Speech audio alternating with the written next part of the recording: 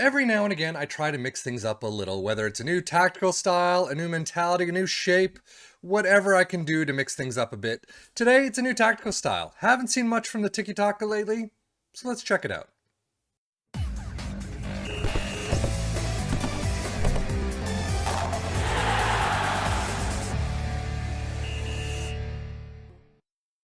Getting right into the tactic, this is a custom Tiki Taka. It is called the 433 Clinical Passing. There is some information on the Steam Workshop. It's not a whole lot. It's not really kind of what you should do in certain situations. It's more how the guy created the tactic and why he created the tactic. It's just a little paragraph with an image. But we're going to try it on our three teams and see how it goes. As you can see, it is a standard 433. It is a positive mentality, custom Tiki Taka with a sweeper keeper in defend, two wingbacks on support, ball-playing defender on the left, central defender on the right, a deep-lying playmaker in the DM role, a central midfielder in attack, a carrilero in support, an inside forward in attack, an inverted winger in attack on the right, and an advanced forward up front. As you can see, there are some custom instructions on some of these, so he's gone into a little bit more depth than just giving each player a role. In possession, you can see attacking with it's fairly narrow, pass into space, play out of defense, passing directness is shorter, tempo is slightly higher, low crosses, work the ball in the box, dribble less, and be more expressive. In transition, counter press, counter, distribute quickly, distribute to the fullbacks and the center backs, and then out of possession, high press line of engagement, standard defensive line, prevent short goalkeeper distribution, trigger press much more often, and stay on feet. Opposition instructions, as usual, we've got nothing. Table-wise, how did they do? As you can see, Wolves in 4th place, so that was a fantastic tactic for Wolves.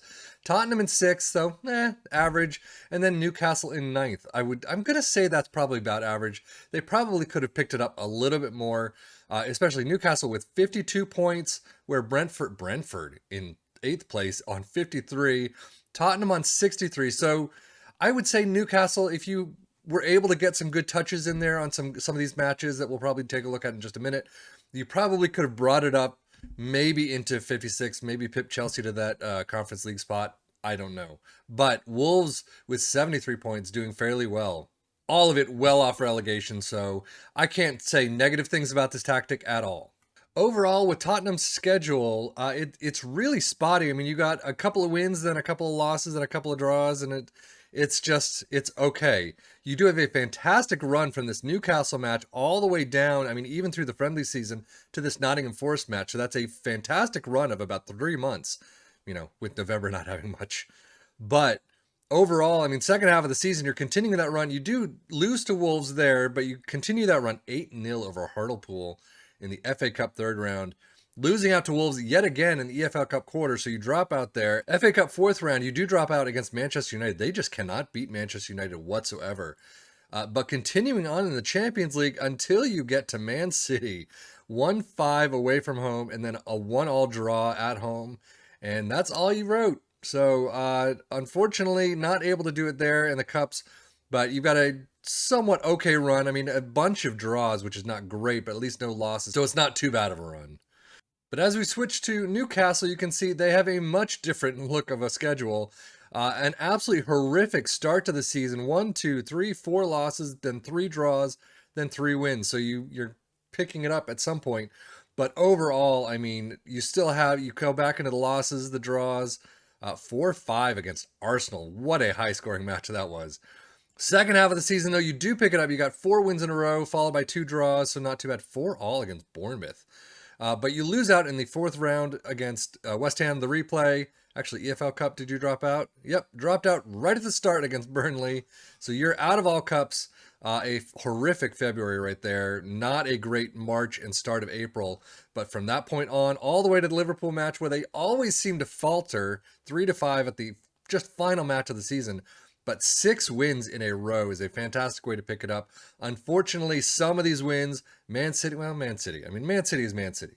Arsenal, 0-0. Yeah, that could have gone different ways.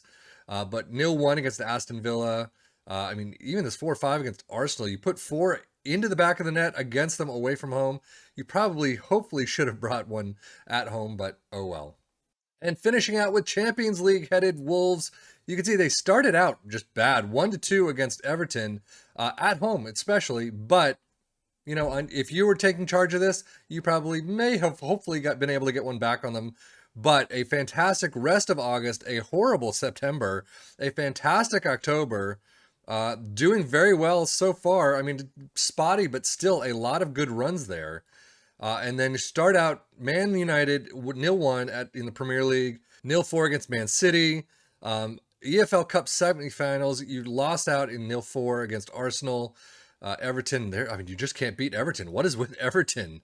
But you continue on and cruise through the quarter. The Watford in the fifth round, Chelsea in the quarters, Liverpool though 0-1 in the semis, and you're dropped out of the competitions. And overall, again, you have a lot of good runs, but overall spotty. Your May is Manchester United loss, followed by a Bournemouth crushing, then Leeds loss, and Aston Villa Nottingham Forest win. So overall, not too bad. You're in fourth place. You're in Champions League spots. You got to be happy with that. Transfer-wise, as you can see, they did pick up Cedric from Arsenal for $7 million. Now, Ruben Neves is not out in this one. However, João Moutinho is out to Milan on loan. But if you look at the transfer center, someone rejected a $63 million going up to $78 million transfer request from Liverpool. Yet they'll take a 51 or a 53 from Real Madrid. So that's interesting to see. I guess they don't want to sell to, Premier League rivals, but still, $63 million is well above what Real Madrid was paying in all the other tactics that we've seen so far. But here you can see Newcastle really spending the money. Ronnie Edwards from Peterborough, $3 million. Dominic Livakovic from Dynamo Zagreb for 12.5. Danjuma from Villarreal, $45 million. So they've spent some money. Unfortunately, they didn't get the returns for it. But Loris Karius out, no one out that we haven't seen before. Tottenham spending some money as well. Stefan de Vrij from Inter, 6.5. Joseph Schutalo from Dynamo Zagreb, 31.5. And then Herving Lozano again from Napoli, 12.25. And no one really out that we haven't seen before. Fagan Walcott for $235K. But now one person in the comments had mentioned that they would like to see the squads for each. So I'm just going to quickly cycle through each.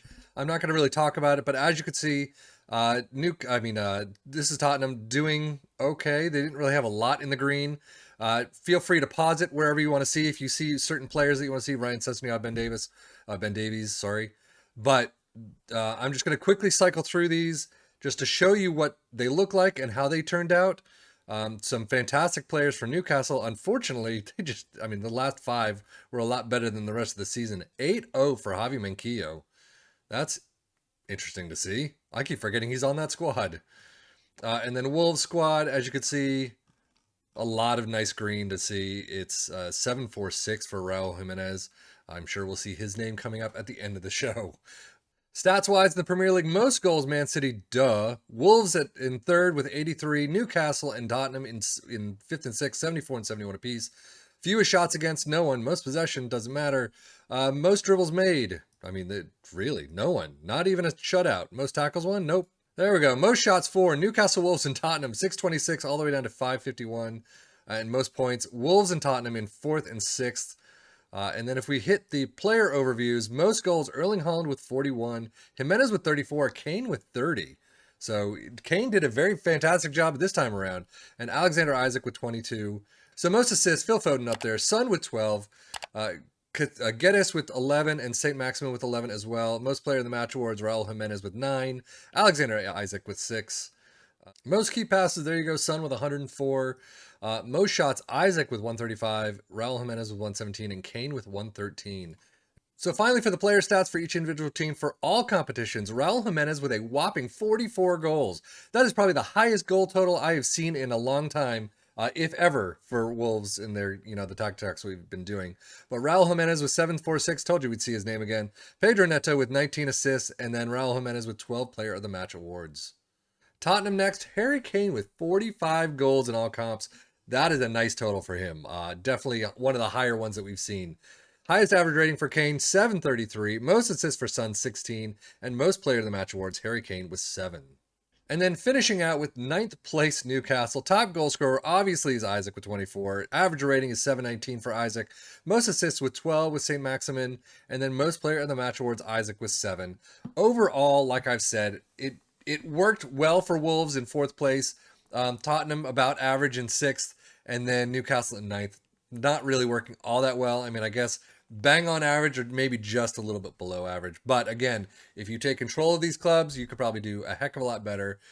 Bring it up at least. I mean, Wolves is going to be hard pressed to get to 86, 88, and 98 right there. Minus Man City, Liverpool and Manchester United are very packed together very closely. So, but Tottenham may be picking, I don't know, to 70 for Arsenal, and then Newcastle should be able to get hopefully to Chelsea's spot if you are able to do the correct things in each match. But that is it for me in the 4-3-3 clinical passing tactic. I am Seffian FM for the Football Manager blog channel saying thank you as always for watching. Take care and enjoy.